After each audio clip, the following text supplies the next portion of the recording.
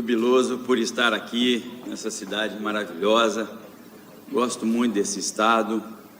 Quero deixar aqui consignado meu efusivo abraço e também reconhecimento ao trabalho desenvolvido aqui pela Eliane, pelo pessoal da Juspleno.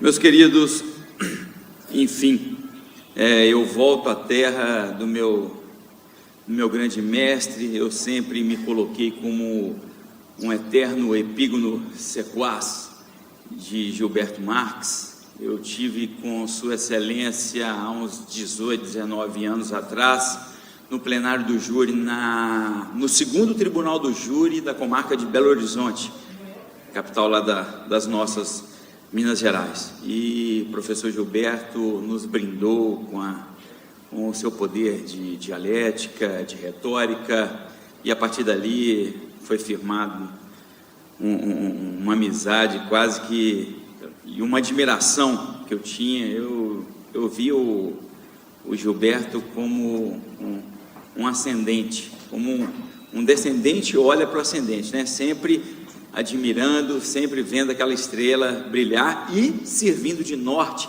servindo de paradigma. Então,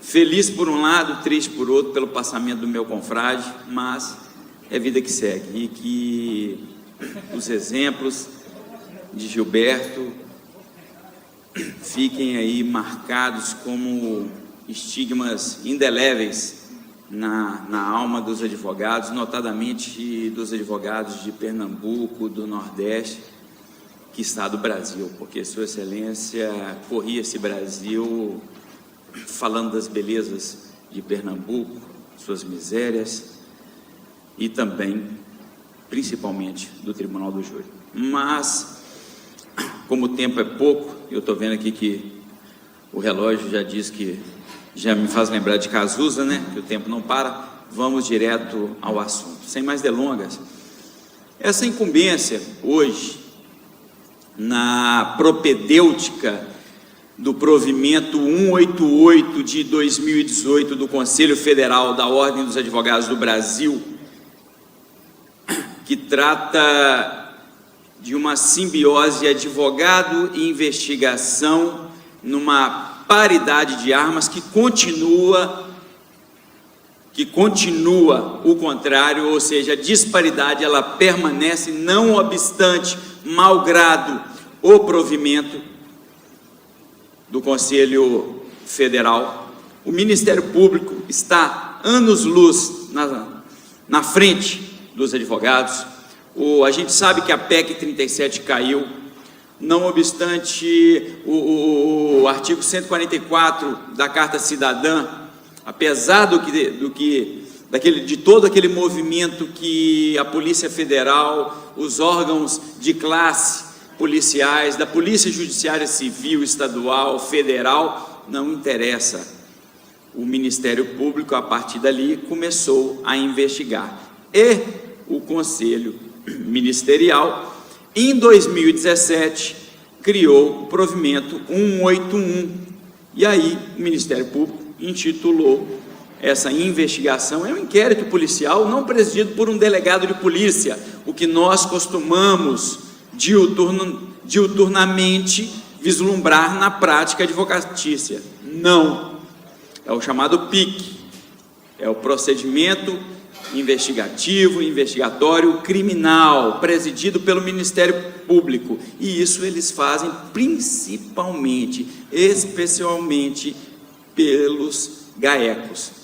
Pois bem, então, aquela equality arms, o parity arms, aquela paridade de armas, aquele equilíbrio entre os pratos da balança, e aqui eu não falo do fiel, que deveria ser realmente fiel, equidistante, neutro, não é? Que é o judiciário, que ele não pode ser suspeito, 252, ele não pode ser suspeito, 254, ele não pode ser incompatível, 253, não pode ser impedido, 252 do CPP, e ele ainda tem aquelas garantias, inamovibilidade, vitaliciedade, irredutibilidade de subsídios, para quê? Para nem tender para a acusação e nem tender para a defesa. Se a deusa Têmis segura uma balança, a balança retrata os protagonistas, e aqui eu não falo de coadjuvância, eu falo de protagonistas do processo penal. O juiz deveria estar ali simplesmente como uma samambaia. Se o nosso sistema deveras é acusatório, ele deveria não gerir a prova, como a gente vê todos os dias nos fóruns, nos tribunais. Juiz, sem analisar o 157, deixando de lado aquela questão de não entrar na formulação, na produção probatória, ele passa a ser o quê? Uma parte. Eu digo muitas vezes, eu fiz júri recentemente em uma comarca, em que o juiz, ele foi promotor por um certo tempo, depois fez concurso e está lá como juiz. Pois bem, ele não perdeu aquele viso, ele não perdeu a prática ministerial e continua exercendo essa prática ministerial sendo juiz. A gente chega no júri, a gente chega na audiência, o que você vislumbra na prática é que há 2 promotores. Então essa paridade de armas que o provimento tentou equilibrar não é uma realidade. A disparidade ainda está a vigir. Mas o provimento 188 está aí. Nós temos uma nova arma para o advogado. Foi uma mudança salutar? Foi. Precisa de prática? Precisa. Precisa de reiteração? Precisa. Precisa de lodo, precisa de mofo. E é uma nova dinâmica, é uma advocacia agora de vanguarda, é uma advocacia tecnológica, e você, advogado, nós, criminalistas, já temos esse proceder, até anteriormente. Professora Ada Pellegrini Grinover, ela capitaneou a reforma do processo penal em 2008, e, como eu vou falar hoje aqui um pouco da investigação defensiva, numa epistemologia voltada para os crimes dolosos contra a vida, para o tribunal do júri, professora mudou o artigo 406, USC 497. Então, pela 11.689, todos esses artigos foram alterados, e ali está a liturgia, o procedimento do tribunal do júri. Pois bem, demanda tempo. Então, hoje, a deontologia do advogado, ela está diferente. O advogado hoje, esse desafio da advocacia criminal o primeiro desafio hoje é o comportamento, é esse andar deontológico, como proceder, porque os nossos irmãos estão morrendo na trincheira. Agora vai sair um filme aí dos juízes, lá em Minas Gerais, é um filme de juiz. Eu não conheço juiz nenhum que morreu, não estou sabendo de nada, de nenhum atentado sequer, mas no ano que se passou, 70 e poucos colegas tombaram mortos. No ano pretérito, 68 advogados tombaram mortos. E aí eu pergunto, o artigo 6º da 8.906/94, que é o nosso Estatuto da Advocacia, que já está ultrapassado, muito ultrapassado, é o nosso Código Deontológico. Ou seja, nós não estamos na década de 90, a gente precisa de uma lei atual, uma lei que regule a conduta, o proceder axiológico do colega advogado no nosso século, no dia de hoje. E a OAB Federal, o Congresso Nacional, o nosso parlamento precisam, na verdade, abrir os olhos para essa realidade.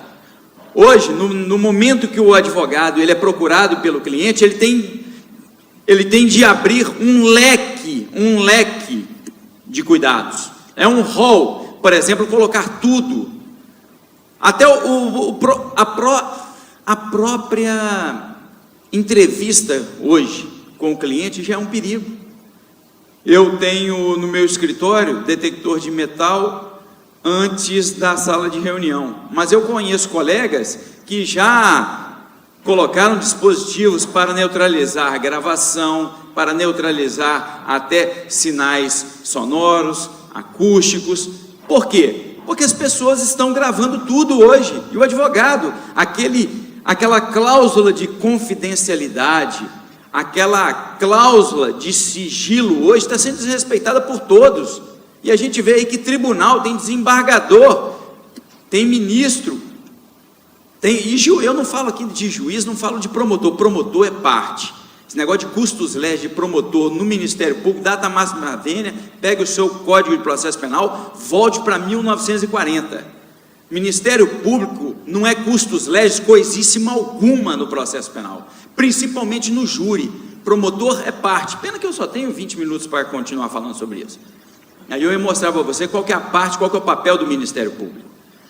Então, eu vejo no meu escritório que o sujeito chega lá para me contratar, ele pega o celular e coloca o áudio do que ele já gravou na consulta do advogado anterior. Ele foi lá pegar a esposa, o irmão de quem está preso, recluso, foi lá no escritório do colega, perscrutar sobre honorários e gravou a entrevista. Aquela entrevista onde que muitas vezes o colega analisou uma cópia de um áudio de prisão em flagrante, uma nota de culpa, ele analisou ali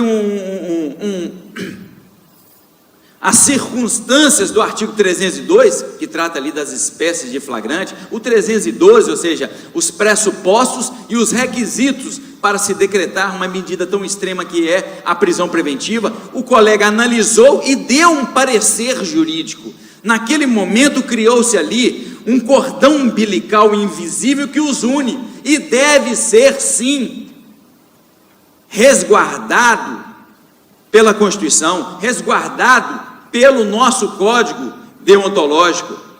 Por quê? Porque o sigilo entre advogado e cliente é algo que pertence ao Estado democrático de direito, é algo que é natural, que é inato, que é congênito às democracias.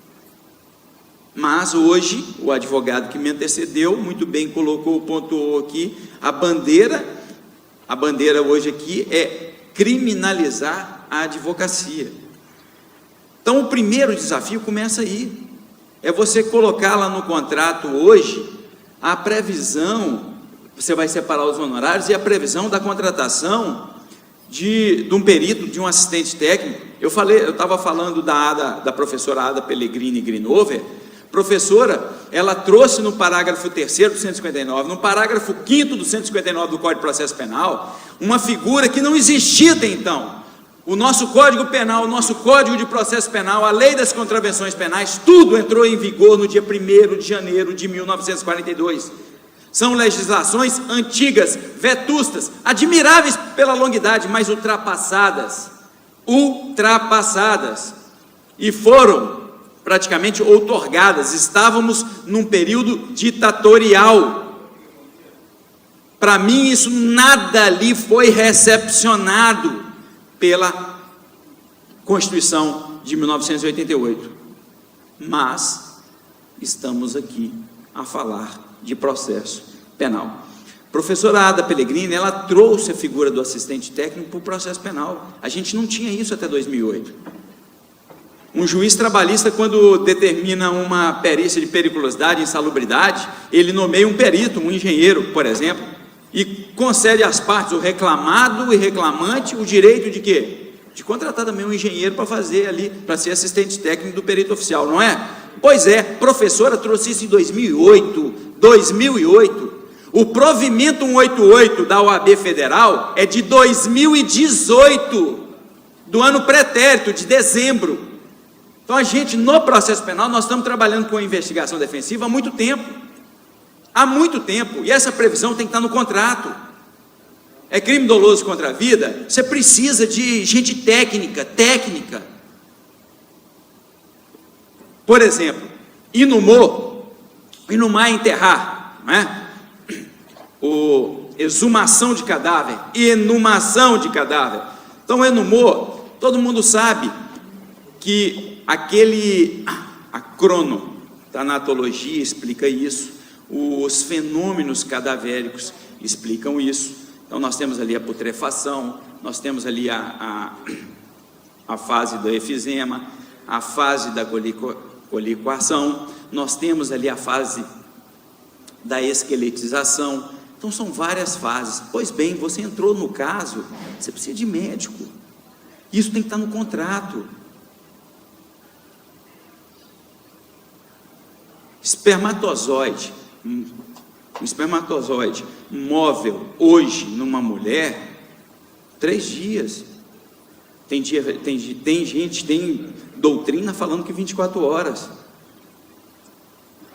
Então, zona de tatuagem, zona de chamuscamento, não é? Orlas revertidas, invertidas, tudo isso é importante, muitas vezes é feito no interior, por médico que serviu de perito indicado, não é perito criminalista, fez aquele laudo e toda essa prova será discutida no plenário do júri. Cabe agora a você, nesse contrato aqui, já dentro de uma investigação defensiva, ab ovo, ab início, contratar com o cliente, confabular com o constituinte a contratação desse profissional. E eu recentemente, defendendo, junto com outros advogados, policiais militares, o Ministério Público falava que era execução, que não era execução, porque a polícia militar serve para tudo, principalmente para integrar a GAECO, mas no dia que é alvo de uma denúncia, aí acabou, virou o bandido público número 1. Pois bem, a nossa exumação era justamente, foi no primeiro momento, quando aportou no pavilhão auricular a notícia de que a vítima tinha aqui atrás, na perna, uma tatuagem de palhaço, e a gente acabou vendo que o Coringa estava do lado de cá, no braço, e conseguimos a fotografia, conseguimos a exumação. Isso é importante? Decisivo, muitas vezes decisivo. Você precisa desse apoio. No próprio caso envolvendo o Furabundas do Linha Direta, a psiquiatria, a psicologia forense ali, e olha que eu estou falando de um caso, e é um caso emblemático em Minas Gerais, é um caso emblemático no Brasil todo. Esse júri foi realizado 4 vezes, o sujeito cometeu uma barbaridade, mas sem o apoio da psiquiatria, sem o apoio da psicologia, eu não teria logrado o êxito que deveras logrei, sem esse apoio. Isso em uma investigação defensiva desde o início. Isso foi feito em 2002. Se você lembra, 2004, 2003, 2004, o júri foram 4 vezes eu anulei esse júri. Passou no Jornal Nacional, eu saí escoltado, tinha quase 3.000 pessoas na porta do fórum, xingando a Dona Marta é minha mãe. Mas não foi o Zanoni, porque eu não sou psiquiatra, eu não sou médico, eu não sou dentista, eu não sou engenheiro. Então hoje você tem esse manancial de trabalhar com isso, e é preciso? No caso do Adélio Bispo, envolvendo aí o mito, e sem qualquer questão política, eu não tenho qualquer tendência político-partidária nenhuma, não tenho. Mas, e falei, olha, eu não tenho nada contra a pessoa da vítima, pelo contrário, alguns projetos eu até ovaciono, até aprovo, mas dentro do processo o couro come. E foi a mesma coisa, na hora que eu ouvi, eram vários advogados de defesa, nossa banca é grande, mas quando eu vi aquela questão divina, porque estava tudo no campo ideológico político, eu falei assim, tá, saiu da curva, não tem como, a normalidade, você passou ao largo da normalidade, está aí. E a gente viu, o professor Eude, que já trabalhou no caso da Suzane Richthofen, trabalhou em vários outros casos, e também o nosso corpo psicológico, trabalhou todos os outros. Porque se você fica pensando, fala, não tem como, será que não tinha psiquiatra, psicólogo lá por parte do presidente? Não tinha psiquiatra, psicólogo por parte da Procuradoria da República? Não tinha psiquiatra e psicólogo por parte do juiz federal? Não é? Fora as teorias da conspiração. Pois não é o Zanoni. Isso é investigação defensiva, isso é trabalhar desde o início. Então essa é a nossa realidade hoje. No momento que você é procurado no seu escritório, o crime acabou de acontecer, escamotear a prova ou não, matou, o revólver está lá, vai entregar para a polícia, vai escamotear? Está vendo esse tipo de conversa? Hoje eles estão grampeando o advogado, e como se a Grampolândia fosse novidade. Eles estão fazendo isso e prendendo os colegas, porque os colegas estão dando o quê? Orientação, simplesmente orientação jurídica, orientação quanto à tese defensiva. Se o cliente vai ficar calado ou não, se há um concurso de pessoas, quem de qualquer modo concorre para o crime, incide nas penas a eles combinadas na medida de sua culpabilidade, seja autor, seja coautor, seja partícipe, seja pegando lá do professor Klaus Roxin, a teoria do domínio final do fato. Então, pegando a teoria do domínio final, o sujeito tinha um controle ou não tinha um controle? Pois bem, aqui agora os advogados de defesa fazem uma reunião, e aqui eu estou falando é porque tem uma advogada presa, porque simplesmente fez isso. Numa reunião, presa, tem uma colega nossa presa no Brasil por conta dessa conduta. Ou seja, ela não fez nada a não ser orientar cliente. Numa conduta, ela virou para outro advogado e falou: doutor, vamos permanecer calados, todos os réus calados. Mas, como tem ORCRIM 12.850, e o parágrafo 1º do artigo 2º, aquilo foi feito para nós, aquele crime, aquilo é um escarro na cara da advocacia, aquilo é um escarro,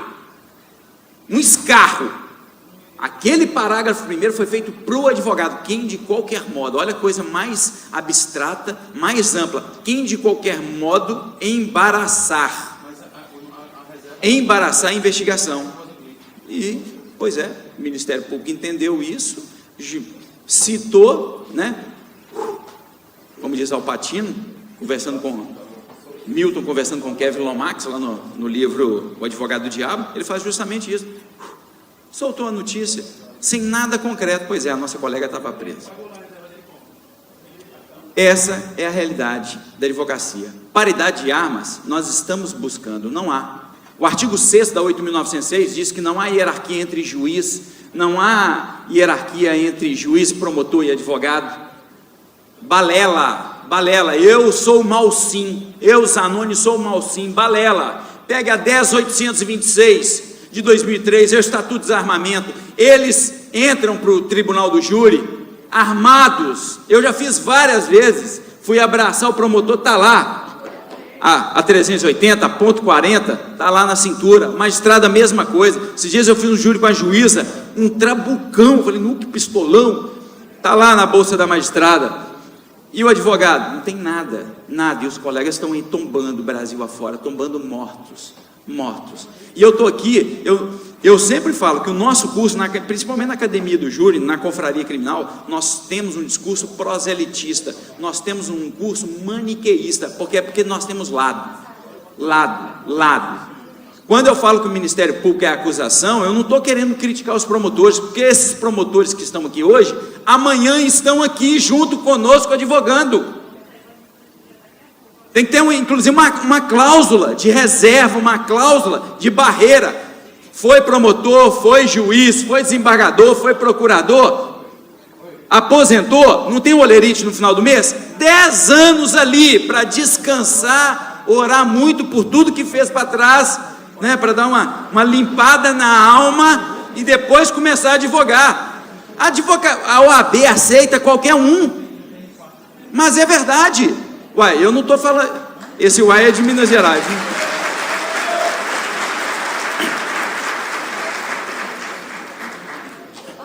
Meus queridos, montem escritório em Brasília. Alguém aqui já fez alguma coisa em Brasília? Quem é mais experiente aqui na frente aqui sabe o que eu estou falando. Você começa a concorrer com o escritório do ex-ministro, ex-ministro Supremo, ex-ministro do STJ, ex-desembargador do Distrito Federal, ex-juiz não sei de onde, ex-procurador do trabalho. Monte um escritório em Brasília. Monte um escritório em Brasília, no Distrito Federal. Aí você vai falar, não, é velho, isso que o Zanoni está falando tem uma certa lógica. Um monte lá, você vai ver. Ou seja, todo mês tem lá aquele olerite, sujeito recebendo 30, 40, 50 mil, direito dele. Mas ele está lá com o escritório de advocacia concorrendo com você, doutora. E aí, né, tudo igual, é uma paridade, equality.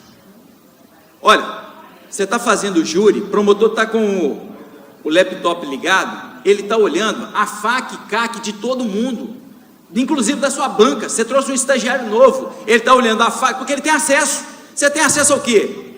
São 25 jurados, porque antes eram 21. O promotor está olhando a FAQ e a CAQ de todos os 25.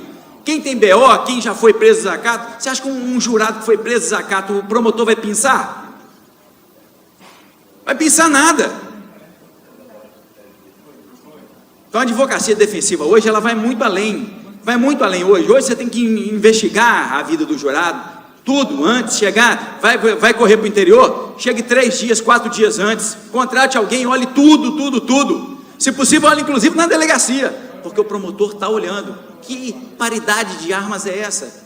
É o Estado contra o cidadão. Eu não estou aqui defendendo prerrogativa quanto advogado, porque a prerrogativa, o aspecto teleológico, não é a proteção do profissional, é a proteção do cidadão. E graças a Deus parece que o parlamento está abrindo os olhos. Ninguém aqui é contra esses projetos contra a corrupção. Pelo contrário, o advogado não está aqui fazendo apologia a crime algum. O advogado quer que o crime seja o quê? Seja reprimido. Mas não, o Brasil é o país da impunidade. Nós passamos a Rússia, perdemos a Copa, mas em quantidade de presos, nós passamos, 812 de maio, final de maio, dados do CNJ, 812.654, e alguns estados não atualizaram. Nós estamos andando a passos largos para 1 milhão de presos, 1 milhão de presos, e tem advogado, eu não falo agora de promotor, de juiz, advogado que tem audácia de falar que o Brasil é o país da impunidade. A gente está vendo rico, professor, pedreiro, político, presidente da República, promotor de justiça, procurador da República, juiz, preso, porque todo mundo é capaz, não é verdade? Então falar que o Brasil é o país da impunidade, o advogado, a advocacia, a OAB, a Abracrim, está aqui o nosso presidente, Elias Matar Assad, nós não fazemos apologia, pelo contrário, nós também somos indispensáveis à administração da justiça. E o artigo 261, ele é de uma hermenêutica hialina, cristalina, nenhum acusado, ainda que ausente ou foragido, 261 do Código de Processo Penal, estou vendo que tem aluno aqui, será processado ou julgado sem defensor, seja defensor constituído, seja defensor público, seja um defensor dativo, seja um defensor ad hoc, mas nenhum processo para. Então, quando do lado de lá tem um policial sendo acusado, ele tem direito a advogado. Quando tem um presidente da República, ele tem. Quando tem um deputado federal, sim. Quando é um juiz, ainda eu não vi nenhuma denúncia ainda contra o Moro, contra o Dallagnol, Deus queira que não tenha nada.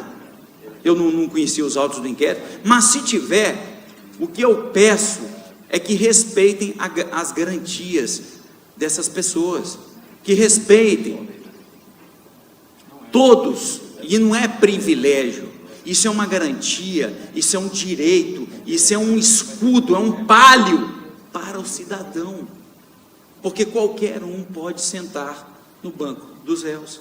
Então a advocacia defensiva, eu não tenho tempo hoje aqui de discorrer, é um assunto muito importante.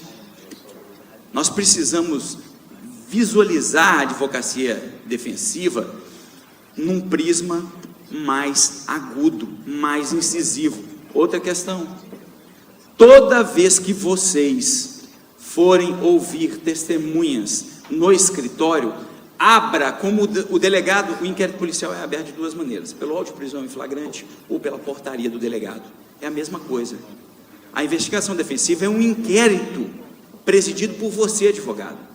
Na hora que você abrir a investigação defensiva, vá lá na OAB, na sua subseção e faça o protocolo. Faça o protocolo.